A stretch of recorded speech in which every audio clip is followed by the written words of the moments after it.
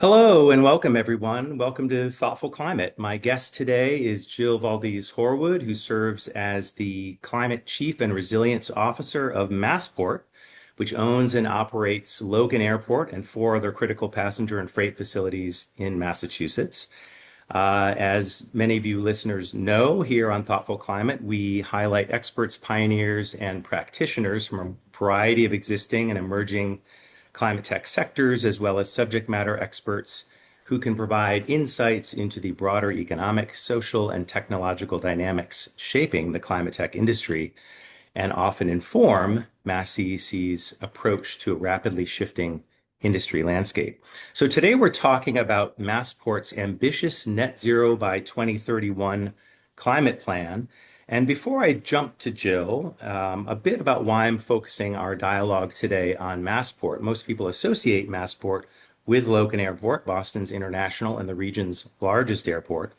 But Massport also owns and operates several other key passenger and freight transportation assets, including the Conley Terminal in Boston, where container ships transfer cargo, Hanscom Field, and a couple of others, which we'll get into.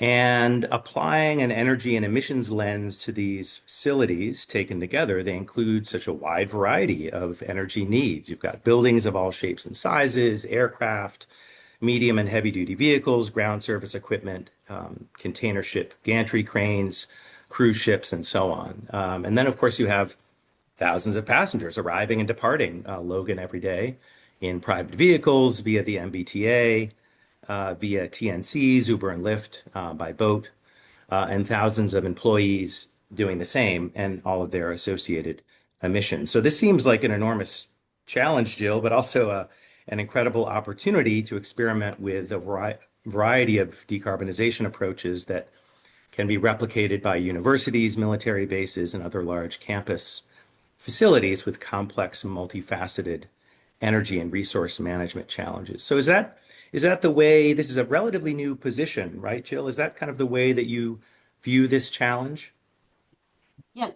Hi, Galen. Hi, everyone. Thanks for having me. This is actually very exciting. And you're right. It's a relatively new, not just position, it's a relatively new department at Massport. I think I've been here all of 8 months, but I have a much longer history with climate. But here at Massport, about I don't know, maybe 10 months ago, maybe even before that, our CEO, Rich Davey, realized climate is a full-time gig, right? We need to be thinking about climate 24/7, 365. And so it felt like the right time for Massport to have a dedicated department thinking about how we're going to tackle our net zero 2031 commitment, but then also just stay in the game, stay ahead of the game, and really remain competitive. Climate is part of everyday operations. It's not just a strategy, it's the future. And so it was important to have someone leading this work. So it's very exciting for me to be heading up this new department, building the team, and then really helping Massport move our commitment along. So you're right. It is not a small commitment, but it is an exciting time. And just like us, there are entities across the state, across the country, across the world that have also made similar commitments. So we're not going at it alone, we'll say. This is a really good place to start in terms of the size of the commitment. So our net zero commitment to 2031 is for our scope ones and twos, and we'll get technical. And I'll try to not do the technical speak because I do like to keep it pretty conversational, but that's what we control, right? So our net zero Sure. commitment is for things that we control. Our scope three, as people sort of talk about it, that's the things we don't control, but we can influence. And so as we get talking today, I'll sort of refer to the one, twos, and threes, and I'll try to clarify and talk about, sort of what are the things that we have control over and we are working on, and then what are the things that we have really big aspirations to sort of tackle in the future. Yeah, I really appreciate that breakdown in looking through the plan, this notion, because I think it's very practical and rational, right? The kind of two big buckets of what Massport controls directly and what you can influence or have some influence over. I was also intrigued by You just mentioned that, of course, other kind of similar authorities around the country and I suspect around the world are, moving in this direction. Do you interface with your peers, your colleagues in other states, other regions about the kind of similar challenges you face, particularly with regard to kind of airport decarbonization? Absolutely. I come to this role, like, full disclosure, my background was deep maritime. And so I had a steep learning curve in the aviation aspect of things. And it You're a was Mass immensely, Maritime grad, right? yes, I am a Mass Yeah, that's Maritime that's grad. wonderful. Yes, we have Yep. a And we have before that, a key member of that team on our board of directors. we're sort of everywhere. I love my maritime grad alumni, and I teach there also part-time. So still Oh, very much that's connected. cool. So it's Mass Maritime. And before that, I was a maritime recovering attorney, we'll say. So it's a big part of my background. And so when I came into this role, I had deep connections to the climate community, but aviation was one space where I had a lot to learn. And I quickly joined, there's a lot of organizations where different airports around the country and around the world come together to talk about these common issues because they are common across all authorities and all airports. So we do keep regularly connected, especially the New York area. I have great contacts there, and we come together. Also, Massport brings folks together. SAF Hub, which we'll talk about a little bit later. We like to convene folks because there is a lot that we can learn from each other. There's a lot of we're all in different parts of our journey in decarbonization, and so there's a lot we can learn from others, and then there's a lot we can share with others as we're starting to explore and innovate. That's great. We find those, as a state clean energy economic development authority, we also find those touch points and those relationships really valuable. So that really resonates. So let's jump right into the details. Let's start off with that first bucket, if you will, of the kind of the energy needs and the emissions that you directly control. And I won't kind of name all of them, but I think you very helpfully list those on your website from kind of largest emission sources to smallest. But among those largest, of course, purchased electricity. Again, for the entire, in this case, let's just talk about the airport, perhaps. The Logan Central Heating Plant, Massport vehicles, of course, and equipment, cargo handling equipment. Those are some of the top emission sources. So why don't we start off with that? Looking at the electricity in the central heating plant. And of course, there it's helpful to understand how that energy is being used. And here I would assume that it's safe to assume that the primary load that's being met, at least with regard to Logan, are the electricity that's being consumed in the terminals, the other buildings. And with regard to the heating, same thing. This is mostly about space heating. Is that fair to say? Those are the primary uses of electricity and heat at Logan. Yeah. And I thought this is actually a great place to start the conversation because you kind of have to understand how energy is used to really set up the bigger climate conversations. This is great. You're right. Logan is the fair share of a lot of the energy that scope 1 and 2, right? The things that are directly in our control. Our campus is quite large. You can sort of think about it not just like one building. It's almost like a mini city in and of itself. We've got terminals, we've got offices, garages, all the spaces that kind of keep an airport running day and night. And most of the electricity we buy goes to that lighting, cooling, the security systems, baggage handling, the basic sort of airport functions that you think about when you're like, I'm going to the airport and this is how things are going to work out. And then on the heating side, we have the central heating plant, which on a day like today and over the weekend plays a major and important role in our terminals because it's how we heat the terminals during our New England winters. Mm. If you've been out and about today, you know that coming inside for the sort of like moment of warmth is really important. So during cold snaps, the central heating plant is working overtime, right? It takes a lot of It, energy to keep the airport warm. is it fair to say that the older buildings are generally have steam distribution systems and the newer are hot water? Is Yeah, that fair? yeah. So we have a variety of, buildings that have different sort of they're in their different life journey of how they're consuming energy. But yeah, that is mostly it. And then in the cooler months, we've got to keep it cool, which is just as important as keeping it warm. And that's central HVAC system that, it's really running hard to keep those terminals comfortable when they're full of visitors and passengers. Yeah, that's certainly a big challenge. And of course, again, as we noted earlier, this is a challenge that so many other buildings in the city face. Yeah. And you've got, the vicinity steam system that, as you're probably aware, serves many of the buildings in downtown Boston. And of course, there are active efforts with vicinity to kind of green that decarbonize um, uh, that steam. So it seems like there's a lot of opportunity for kind of, best practice sharing there as you kind of move forward. It's not a small task to decarbonize a central heating plant. Yeah, it's not like maybe folks are thinking like, oh, it's just switch on and off. It's not that simple. It needs to be phased in over time. And sort of as buildings are further along in their life, you can start to convert them. You can start to think about, sort of phasing them in a way that makes not just sense, but also dollar sense. It's an economic question as well. And so, yeah, it's not just a on-off central heating plant, next evolution. So it is something that we have to think about as we're sort of longer term planning for how Logan operates and, thinking about our future energy use.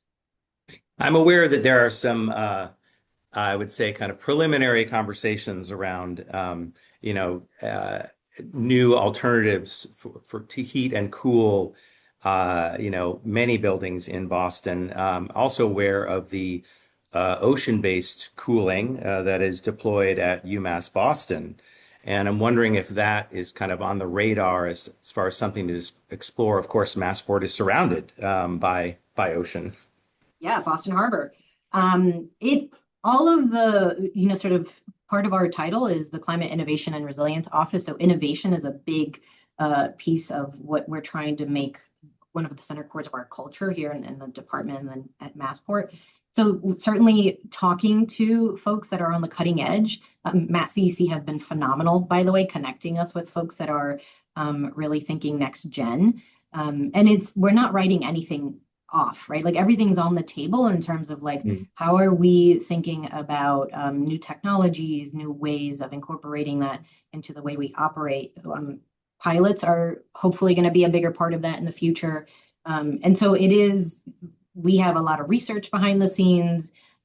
Just because we haven't talked about it publicly certainly does not mean that we haven't researched it, haven't talked to folks about it. But it is, as Massport, it's got to be a very pragmatic approach, right? It's huge operations. And so when we're considering things like cutting edge technology, it really has to be, again, longer term strategy. I would love to be sort of a small operation, be like, tomorrow we're going to deploy this latest and greatest, but in reality, like the pragmatism that we have to approach things with is front and center.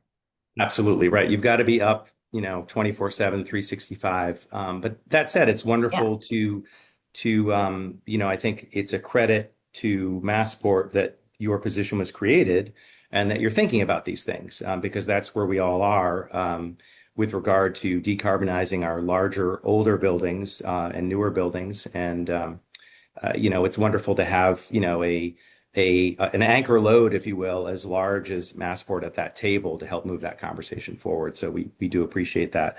So let's pivot to the electricity supply. So I assume Eversource is the core provider for Logan anyway. I assume Eversource serves. We do work with all of the across the Commonwealth with every type of utility, but Eversource is certainly one of the larger. Yeah. And then, of course, for grid power, we're all aware that we're all subject to the carbon content on that grid, but also am familiar with the fairly substantial solar that has been deployed at Logan, and perhaps there's opportunities for more, but I also understand that you're very very land constrained, and it's not like you can put ground-based solar arrays nestled in and around runways. So I assume there's a limited amount of solar that can be deployed at Logan. Yeah, you're absolutely hitting the nail on the head. Like most large facilities in the region, Logan is connected to the grid. And that means that our carbon footprint of our electricity is really tied to what's happening on the regional grid at any given time. So even when we're using electricity really efficiently, the emissions still depend on how that power is generated. And that's an important reality for Massport, for any airport, really, and any large energy user in New England. And that's why we really like the on-site solar approach and why it's been such a priority for Massport. We have a meaningful amount installed across land, Logan and our other properties. And we're always looking for more opportunities, right? We want to add more where it makes sense. Because solar helps in two ways, right? It's directly reducing the amount of grid electricity that we need. And then it also supports the broader transition as we start to electrify more of our operations, right? We're relying a lot on taking things off of fossil fuels and electrifying them. Mm. And the challenge that Logan has, which it's not unique to Logan, but it is a constraint, is that we're an urban airport. Like you said, we don't have endless open land, or we're not Denver, where we have miles and miles of land area that we can think about. So our on-site solar, we know, is not going to help us meet our full electricity demand. And so the bigger picture here, and one of the first tasks that we had as a department, was to really think about our overall portfolio, right? How are we going to tackle the reality that solar is not going to be the end all be all, and how do we diversify our portfolio? And so that's looking at things beyond our on-site generation. That's looking at things like, how do we procure power? How do we align with the region's clean energy transition? Massport is unique in that we buy our own power from Eversource, from National Grid, from Concord. So we have the ability to work with every type of utility in the Commonwealth. And maybe we'll talk about this a little bit further on, but power purchase agreements and other sort of clean energy procurement, that's a big part of the conversation, right? We know there is no single silver bullet, but Right. as one of the several ways to reduce carbon intensity of the electricity that we rely on. And so it's active conversations for sure. Sure. No, that makes sense. Yeah, to purchase clean energy from other parts of either other parts of New England or beyond. Um, how about just quickly on energy resilience? I'm sure that there's substantial backup generation. I assume likely diesel gen sets, which you really need for reliability at a facility like this. But have you explored energy storage as both a kind of resilience play, but also to take advantage of the revenues that storage can generate in our markets?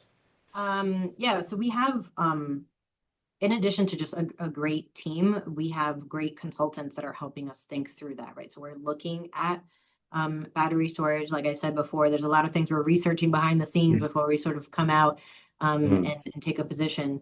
And yeah, that's one of the things that we're actively thinking about in terms of our clean power as part of that broader net zero strategy. 2031 is the first of the first milestone, but our net zero strategy is much longer. By 2040, we're going to be net zero, the scope ones, twos, and the threes. Well, and the threes, I'm calling it net zero plus. Let's put a asterisk on that, because scope three is obviously the largest scope that we'll have to tackle. Great. Now that makes sense. We talked a little bit about the heating plant, but is there anything else that you want to kind of hit there? I'm assuming that heating plant runs on natural gas. Um, and again, it's not an easy asset to decarbonize, but I frankly have been encouraged by what I'm seeing with Vicinity and the decarbonization of the steam that serves many buildings in Boston. And just, yeah, wondering what your kind of near and perhaps longer term plans are for the heating plant. Yeah, it is absolutely true that the central heating plant is a big component of what keeps Massport running efficiently, not Massport, Logan running efficiently. Mhm. And one of the things that is we know for a fact, it's not whether we need to decarbonize, it's how do we do it, and how do we do it responsibly. Right now we're thinking about a phased approach, a no regrets approach.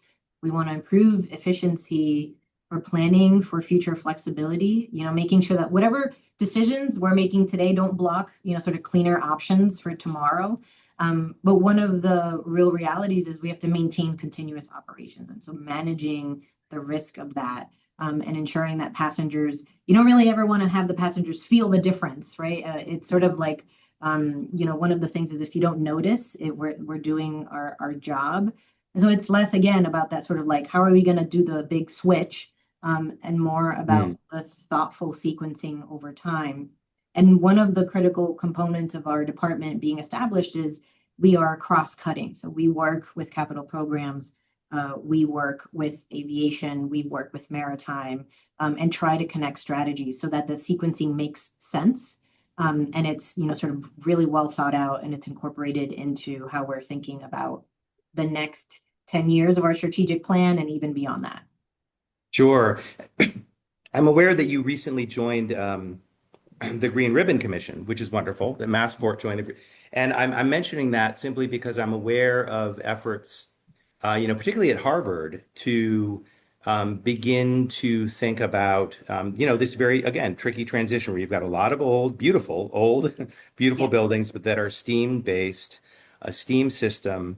But in new construction, with much tighter envelopes, where you really don't need that steam, and where a hot water system is sufficient, and there's this need to make that transition. So I think that's one of the wonderful things about the Green Ribbon Commission is that it provides a platform, for folks like you to connect with the leadership over there around that transition. Again, I mentioned our campuses earlier in the greater Boston area and around the state, and it seems like there's a lot of great opportunity there for best practice sharing with this, particularly with this challenge in mind.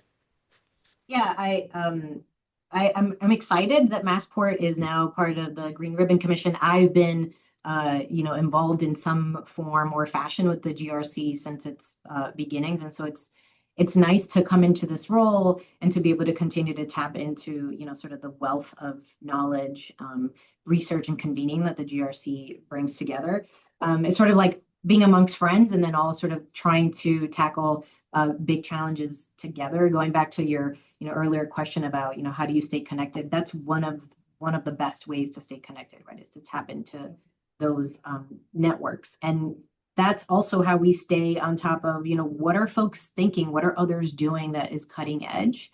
And we certainly have looked at Harvard. We looked at what did Cambridge do, right, sort of looking at those that are a Yeah. little bit further ahead and understanding what were the challenges? Is there something here that we can learn from? Is there something that maybe we can not copy, but sort of take and make our own as Massport? And we've already started to explore some of those or just conversations. So definitely an asset. And I will always make the plug, GRC has really pushed folks to be thinking a little bit further into the future than they probably would have otherwise. So it's great to be part of that group. Yeah, important to have those forces pushing us in the right direction. Absolutely, absolutely. Um, so sticking to the bucket of what Massport controls, but pivoting to a different facility, I'm kind of maybe there's like the little boy in me or something, but I like I'm always fascinated by these cargo facilities, the Connolly Terminal, Yep. and if you live in Boston, you've hiked or walked around Castle Island, of course you're familiar with the Connolly Terminal where the uh, the container ships come in. You've got the enormous gantry cranes, or of course, if you've approached Logan from the south, I should know the runway numbers, but I don't, and land on, that runway, Don't worry, I don't that know the runway runway. numbers either. Don't worry. Okay, all right, good. Um, and where you feel like you're getting a little bit too close to Black Falcon, but you land, from the south. Of course, you see that facility as well.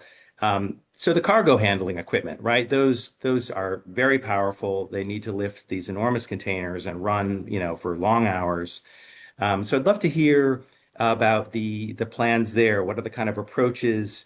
I've had a couple conversations with folks who are kind of looking at green ports, and it seems like there's this kind of not a battle, but kind of a friendly competition between hydrogen and electric, depending on the duty cycle or the equipment type. But we'd just love to hear you talk a little bit about the cargo handling equipment at Connolly and what are the best paths for decarbonization there. Yeah, absolutely. And I gotta correct you. It's not just the little boy in you. It's also the little girl. There's a Oh, reason awesome. why, Sorry, that was you that was know, so sexist. Yeah. the maritime to me was always a draw. And actually, I have a lot of friends that ask me, where should I take my young kiddo? Some Boston friendly things. And I go, here's the thing you're not gonna get from others. I'm like, take them to Castle Island and just look at the cranes and the operation Totally. at Conley. Such a Yeah. cool. I think you're right. Like I have a 6-year-old. He also loves, heavy machinery for some reason. It's like a draw. Yeah, Um, yeah. but you're right. It's such a prominent, I would dare say it's like prominent architecture for Boston, the cranes. If you fly into Mm, Logan from the south, you're gonna pass right over it. And it does draw the attention because they're massive cranes and they're some of the most energy intensive equipment at the terminal, right? So ports are a critical part of the climate conversation. Cargo handling, like you said, this is heavy, right? It runs hard. It's got really demanding duty cycles. It's not light duty work. And we mm, also depend on the reliability and the safety. Those are non-negotiables. And so the clearest progress at ports, including Conley, that looks like electrification and transition fuels, right? So mm, Massport's moved forward on electrifying certain types of cargo handling equipment where it makes operational sense. And then we've transitioned other equipment to low carbon fuels we call it an interim step. And let's talk about why that's important, right? So some of this equipment, we're just not there yet, right? The technology is just not there yet for electrification. They're large, they require tons of capacity. And so, in the meantime, as we are sort of allowing the industry to develop, we want to make sure that we're still cutting emissions. And so that's why we're looking at, sort of that interim low carbon fuel opportunity. Um, mm. it is a near-term solution, but again, I think that we're going to see a lot of development in this space in terms of how are we looking at emissions reductions that are going to be really meaningful. And I think part of what I'm learning in this role is also, learning to balance the feasibility with the strategic planning, right? How do we, again, do that very methodically so that we are continuing to cut emissions and also wait for the latest and greatest technology. Hydrogen has certainly been part of the conversation. We've been, folks have reached out and asked, are you thinking about this? And same goes for hydropower, by the way. Mm. It, it it is interesting to be having those conversations this early in sort of how we are thinking about the future of the port. Um, the part about the equipment that maybe not everyone sees because you're not sort of standing watching Conley Terminal all night long is that they run for long shifts, right? And they're carrying really heavy loads. And batteries alone can still be challenging in terms of operating some of those. So in those cases, that's what I meant about transition fuels helping to reduce emissions while Mm. technology gets there.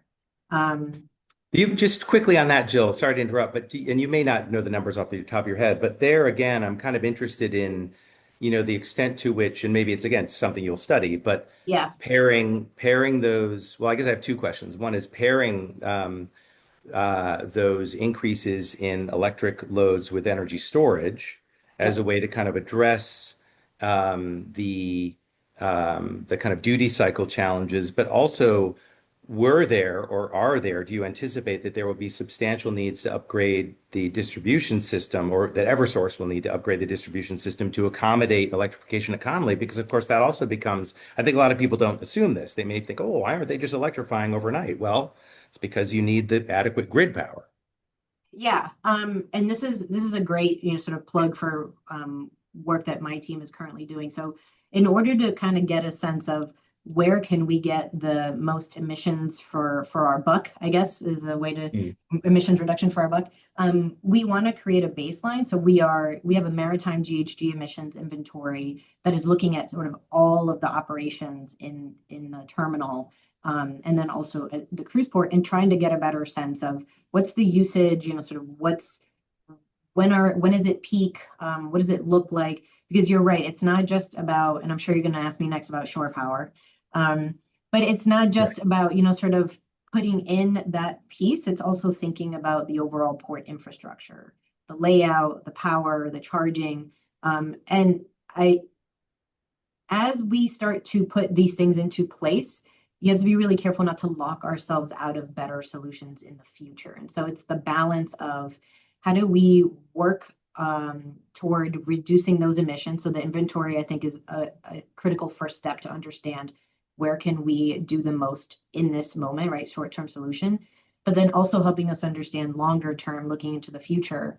as we are putting things into place and spending real dollars to upgrade our infrastructure, what's going to be the most meaningful change? And you're right, that requires conversations with Eversource and National Grid and those that are, sort of providing that and are going to have to take the load of, Conley and Cruiseport. Yeah, thanks for that. I think it is important to kind of underscore, and I have similar conversations with, wonderful colleagues at the T. Yeah. The particular challenges I think that public facing agencies or authorities face in managing this transition, right? I think it's easy to think about changing everything overnight, and it would be wonderful if we could do that. But you're having to, and maybe this is a good or a bad analogy depending on your perspective, but kind of build the plane as you fly it, right? I heard that In one. We'll accept it. I've heard it before. right. And manage the transition because these facilities have to be up and running, be very reliable, up and running 24/7. And you've got uncertainty around technology. So at the same time, you can't let that be an excuse to take no action, but you have to be very measured because your, finances and your expenditures are appropriately scrutinized. So it's a difficult balance, it seems. 100%. And I'm so glad you bring that up because my background and anyone who looks me up, like I was an advocate for a very long time. And I was on the other side of the table at Massport and asking the hard questions and, sort of holding them accountable. And there are a lot of things that go into the operations at Massport. And the balance becomes really important because of what you just said, right? We can't just shut down Logan and say, all right, we're shutting down Logan for a significant amount of time while we convert all these things, right? It has to be steady progress. It's not an overnight transformation. And so that becomes part of the strategy, but it's also thinking about, maintaining competitiveness. It's really important where, there are other airports, there are other ports. And so we want to stay in the game and remain competitive. So it's balancing that as well. And then the last component that you mentioned is the financing of it all, right? It's not short dollars. And so thinking about how we incorporate and balance all of that into an approach that makes sense, but also feels like meaningful progress. I think that, if you ask me like, what do you like most about your job? It is that tension. And then it's like, what's the most challenging part of your job it is that tension, right? Those are the things that we Yeah. have to sort of bring together and understand that some folks are going to be like, did you get it quite right? I don't know, but we're going to try it, right? And that's where that pilot conversation comes in. That's where that innovation part of our department. And we also understand we have a long history of being really reliable, of safety, of being there for the community. And so balancing those two, it's what it's all about, right? It's what makes the work fun and engaging. Well, I'm glad you said that. I actually didn't, I hadn't contemplated asking you that question, but I'm glad you asked yourself because that's a great question. And I should have included it. But it's wonderful to hear that that's what kind of excites you. That's what you're going to get from me, full frontal, where I'm like, hey, my job's awesome, and there are challenges, and there's immense opportunity. And that's sort of like the sweet spot where Yeah, and I frankly, the thrive. challenges are part of the awesomeness, right? I Yeah. mean, if it were easy every day, it wouldn't be so incredible. So why don't we move on to that second bucket, the kind of emissions that over which Massport has some degree of influence that may vary, but and there are a number of kind of I think major categories. That kind of fall into that bucket. Of course, aircraft, we'll talk about that first, aircraft related emissions, passenger and employee transportation related emissions, cruise vessels, and we'll perhaps talk about a few more. So let's actually jump into, and I think this may be one of the hottest topics with regard to, airport decarbonization is thinking about Aircraft fuel emissions probably tops that list. And while electric or electric hybrid solutions, I think, are very interesting for smaller aircraft. Yep. I know I've had a couple conversations with Cape Air. They're very interested in this space. Mhm. We've seen some early movers in that regard. And that, again, that's wonderful. That's exciting for smaller aircraft. And I hope we continue to see progress in that space. My sense is that all bets are on SAF, sustainable aviation fuels, as the most promising pathway for decarbonizing, aviation for large commercial aircraft. But my sense there is that in addition to for a need to bring down cost curves, there's this kind of chicken or the egg dynamic, right? Where the airlines need supply certainty and suppliers want demand certainty. And in my mind, this is like a perfect situation for, kind of the public sector to intervene with relevant regulatory frameworks. And I think we'll get into a little bit about where those regulatory frameworks, at what level those are kind of relevant, federal versus state.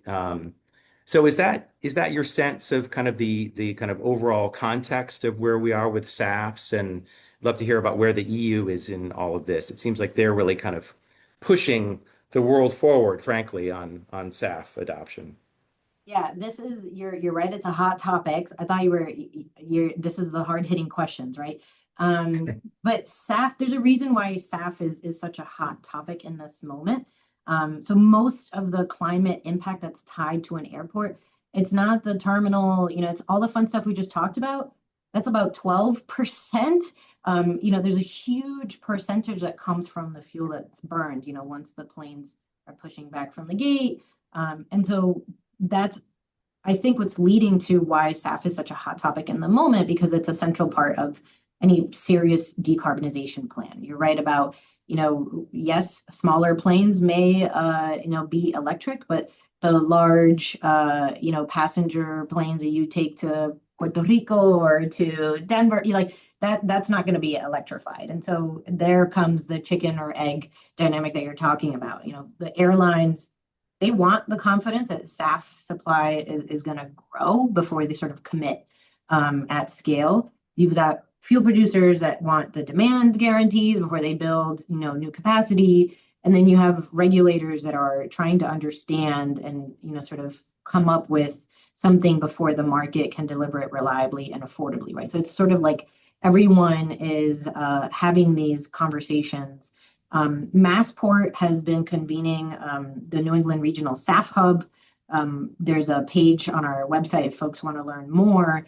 But it's kind of getting at, we're not just sitting on that tension. We wanted to bring folks together to be proactive and one, talk about the frustrations in these conversations, the challenges, the opportunities, and really in a collaborative platform, bringing together a lot of different stakeholders, which is, kind of a big deal in this space. We've got airports, airlines, fuel producers, government agencies, academia, right? So build that strategy and that partnership that's going to get SAF supply and use and education out there so folks can begin to have informed dialogue. Because it is, I realize, oh, I came to Massport and I talk about SAF a lot. And then you kind of leave the four walls of Massport and the average person walking down the street might have some working knowledge, but I think there's a lot that we can share about, what are sustainable aviation fuels, and, sort of grounded in conversations and educated research, et cetera. So I think the SAF Hub has done a phenomenal job sort of placing Logan in a lot of those conversations.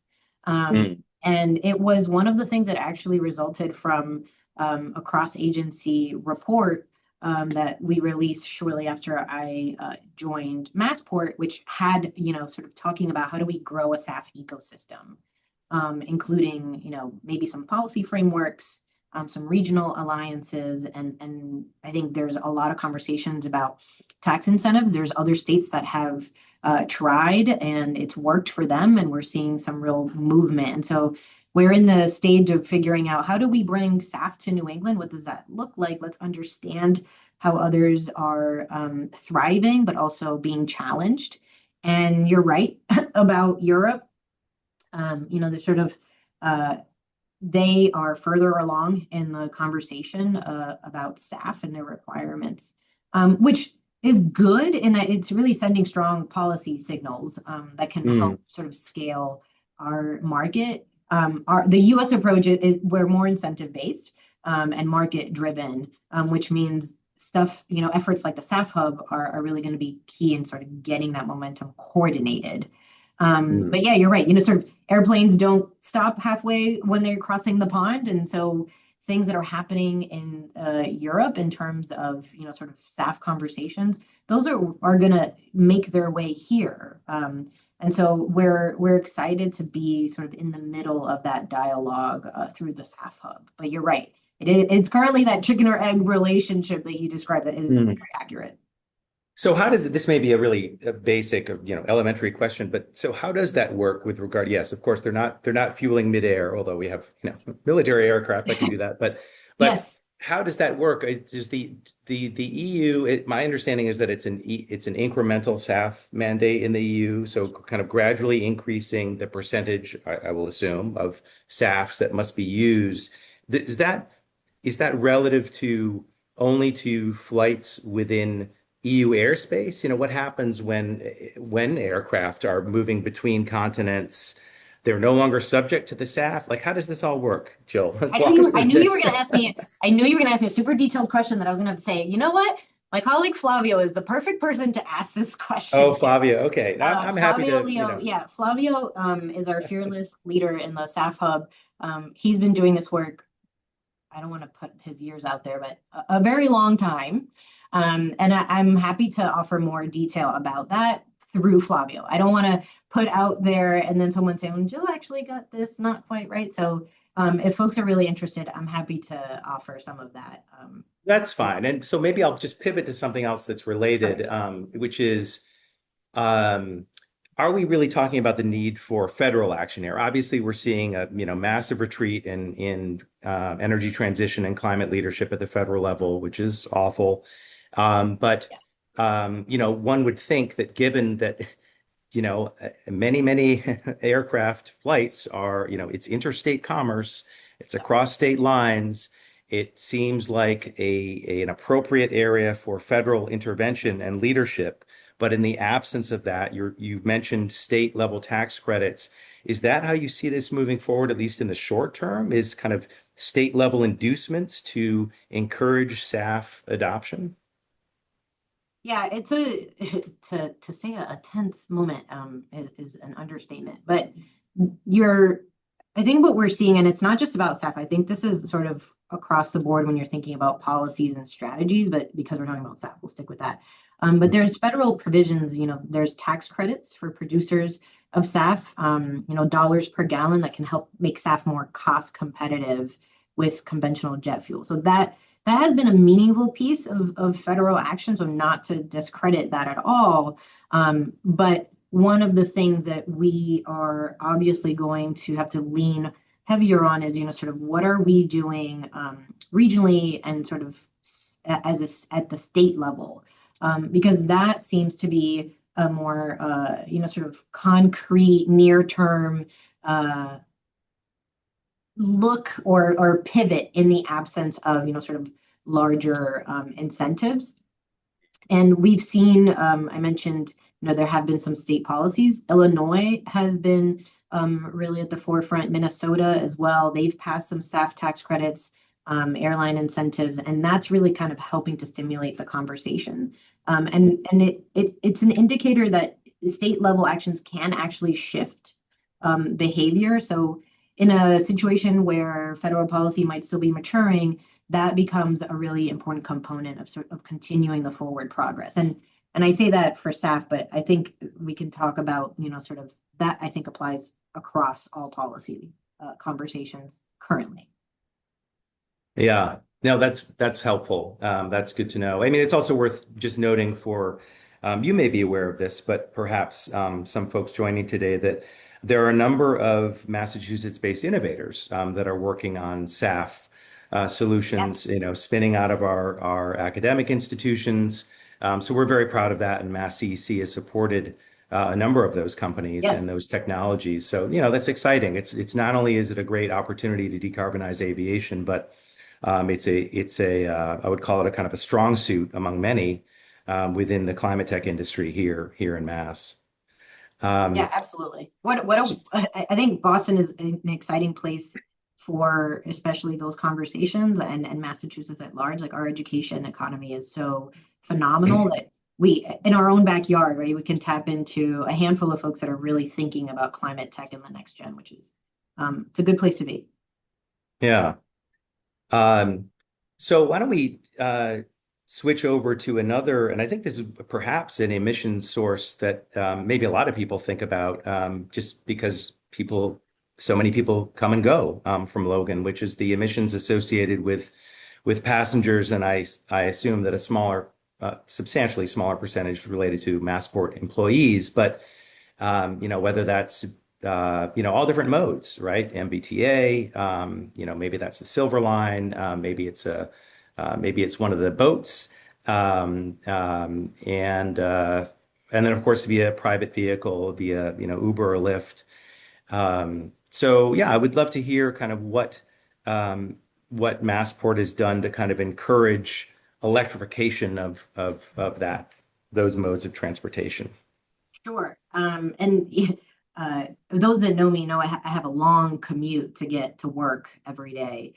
So I'm a big fan of the commuter rail. Sort of I've explored all different options. I've done combos of the ferry and then walking, the Silver Line. So it's a testament to sort of the energy at Massport, which is we really want to encourage folks to use different modes of transportation. A lot of people still drive, right? We get that. A lot of people take taxis or they grab a ride share. But we're actively working on these sort of incentives and ways to get folks to think differently about how they get to Logan. It's no surprise. I mean, folks will see the numbers, but we had another record-breaking number of passengers in 2025, which means there's a lot of people moving through the airport roadways every day. And one of the things that we want to think about is how do we get these folks and incentivize them to get out of the single occupancy and do more of sort of the larger, um, sort of helping us reduce the emissions by not sort of doing one road trip. So we have invested in electric vehicle infrastructure at Logan. On the air side, we have close to 380. Level 3 just means it's a fast charger. And then on the land side, we have about 130 with a dozen of those being sort of the fast chargers. And those are not just for staff and operations, right? They're available, and we want to incentivize folks to use those. We're also always thinking about how do we support alternatives to single occupancy. So one of the things that I used recently, and I started just sort of sharing it with folks, I'm like, have you ever taken the Back Bay Logan Express? It's phenomenal. When I have meetings on that side of town for $3, right, you can hop on the Back Bay Express and you get to the airport. We've recently cut travel time by 30% by sort of figuring out a new route. And then you have the added benefit of, you're not driving, you don't have to sit in Boston traffic, and you're helping us reduce our emissions, and you get a little bit of a bonus because I think you get to skip the line at TSA, right? You kind of get bumped up to the front of the line. So just a little tip for folks if you want to, Okay, I'm sold. I'm going to do that next time. I right? have seen that bus. These are the types Yeah. of incentives that we want to share with folks as we want more folks to, sort of think about alternatives. Right. Most folks know the Silver Line is completely free from the airport. So another phenomenal way, to get from the airport into the city. And we are excited later this year at some point, we're going to be rolling out a remote terminal concept, which is, it's not just creating efficiency in our operations. You get to skip TSA and go straight to the, I call it the sanitized, sterile side of the airport. But it's another, option for passengers to get to Massport. So you'll be able to sort of experience a little bit of like a mini airport remote terminal concept. And Oh, that's interesting. that's exciting for folks, right? It's thinking outside the proverbial box of, how do we can't force people to get out of their cars, but we really want to encourage them and create options that they can feel like they're also part of helping reduce the emissions, right? We want to give them real choices that's going to get them here Mhm. reliably and on time. And so those different options are, we're constantly thinking about how do we deploy those and make them accessible to folks. So on the, we've talked a little bit about, well, I should also say too that MassCEC was really proud to support some EV charging infrastructure, I think several years ago under our Act for All program, accelerating clean transportation for all, um, which was a great partnership. Um, but I'm interested, we talked about storage, and now you've got increasingly electric vehicle charging infrastructure for passengers. I assume that a lot of that's in the central parking terminal there, or is it elsewhere? Yeah, it's we have different areas on the land side, but mostly that's we want to incentivize folks there. And so that's where our Mhm. concentrated our attention. And I'm just thinking about, we need a lot more load flexibility going forward on our energy system. Um, have you contemplated or are you thinking about, uh, smart chargers that so that passengers can leave their vehicles there who may be gone for a 3, 5, 7 day trip, and then those vehicles become grid assets and they're compensated or Massport's compensated or some combination thereof? Are you sitting in our meetings and I don't know it? No, I just have good Uh, instincts. Yeah, so we have a phenomenal team in capital programs led by Peter DeBruin, and they've been thinking about this and are constantly in conversation about how can we be more strategic and thoughtful about sort of rolling that out. Mm, And so certainly know that we are having conversations. Again, I go back to like just because you don't see us talking about it doesn't mean we're not actively thinking and having of conversations course. about how do we move something forward. And they've been really intentional about the way that they're sort of looking at demand studies and figuring out where does it make sense and how do we move this policy forward in a way that's going to incentivize, but also balance out the bringing things over to the electrification side, knowing that we're going to put more demand on the grid, right? Kind of going back to one of our initial questions, right? Balancing that progress. So it's not just an overnight flip. And then we know we're sort of left without a solution that didn't really make practical, sort of real world today sense. Okay. Yeah, it's again, I'm like go back to I'm like it's a balance, which sometimes feels like oh we want you to say like it's an on and off, and I'm like oh, it's a progressive strategy that moves forward, and that's Yeah, yeah, luckily of part of course. my job, right? Making sure that things are continuing to move forward. Thank you. So I'm looking at the time, and we do have some interesting questions. So I'm going to pose a few of these to Oh, you. okay. You're aware of Birdo. So Yeah. are Massport buildings subject to Birdo? Is that a conversation with City Hall? Um, We are not. It's voluntary, so but that is a conversation. And I would be remiss if I didn't call out our wonderful real estate team, who does a phenomenal job sort of working with the city on the Birdo conversation. So that's knowledge that is outside of my department, but from being in conversations, I know that that is again one of those active things are happening behind the scenes, and we're certainly coordinating. Great. And again, for the uninitiated, those listening from outside the Boston area, Birdo, not a Oh, yeah. cartoon character, but the city's existing building emissions ordinance. Um, Yeah, uh, that's not to say, I know one of the things, and folks can, again, our website is a wealth of knowledge for folks that haven't taken the time to just peruse. But our tenants are really, sort of forward thinking, and have been very active in sort of understanding the need to be more resilient, the need to be thinking about, sort of energy consumption in the next gen. And so there's conversations for sure that are happening, but that our tenants are also, we're really proud to have great tenants to work with in that regard. okay. Um, a little bit of an in the weeds question regarding SAFs, but I think it's Oof. a good one, Okay. and you may know the answer, which is, I know, for example, if you blend, if you could conceivably blend hydrogen into the natural gas system, you have to change the jets on boilers. So what are the physical changes, if any, that the OEMs, the aircraft original equipment manufacturers need to make to aircraft so that those engines can work as effectively with SAFs.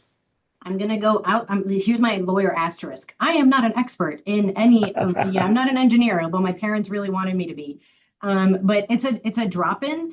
So there is no change that needs to be made to the aircraft, which is why I think it makes it such an attractive option, right? There's not a whole lot that needs to be done on the back end for airline. So the conversations that are being had, and it's why Illinois was able to really sort of start deploying SAF in airlines using it right away. There's not a lot that needs to be done to or anything that needs to be done to the aircraft. Okay, that's great. Um, Actually, we only have a couple more minutes, I realize, but because you mentioned it earlier, and I think it's also something that's of interest, why don't we just quickly discuss, I think it's planned, right? I hope I'm right about this, but the shore power at Yes. Black Falcon, the cruise terminal, because we all know that cruise ships are enormous energy users. They're like floating, hotels or small floating cities. And one of the I think knocks on cruise ships or frequent criticisms is that when they're at the pier, they're often burning pretty dirty fuel to maintain needed electricity on board to maintain operations. And of course, a better option is for them to be able to plug in to so-called shore power, plug into the grid. But of course, that often requires major grid upgrades. So, yeah, is there an update you can share with us on that project, that effort? Yeah, absolutely. And yes, right. You cruises are essentially floating hotels. So there's a lot that goes into sort of powering up the kitchens and the ventilation and the laundry. So when they're docked, it's a big operations. I think we actually used a cruise as a hotel in 2018 when the Merrimack Valley Mhm. gas explosion. I think Columbia like chartered a cruise to house all the extra workers. So the analogy is not far off. But you're right on the money. Yes, we are pursuing ship to shore power at Flynn.